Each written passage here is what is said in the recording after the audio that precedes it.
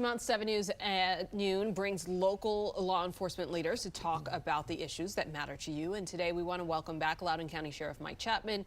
Thank you so much for joining us. Great to be with you as always. Sheriff, let's jump right in with the arrest of a man suspected of being connected to multiple overdoses involving students within the Loudoun County school system.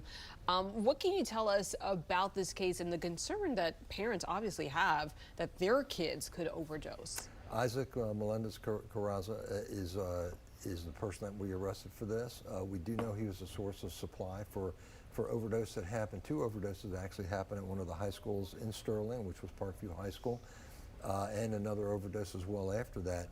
So what we're trying to do is obviously get the word out here. We do have him in custody. We want to make sure that we follow this case all the way through.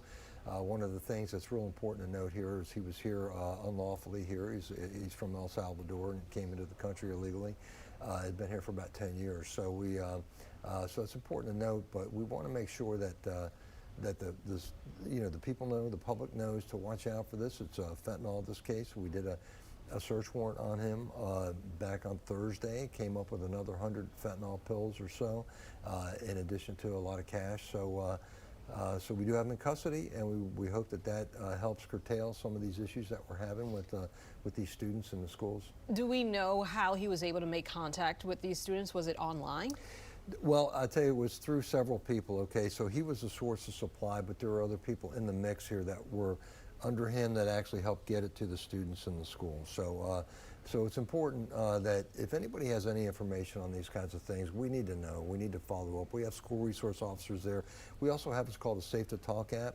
So if anybody has anonymous information or they want to leave information anonymously with us, they can do that. They just got to go to this app.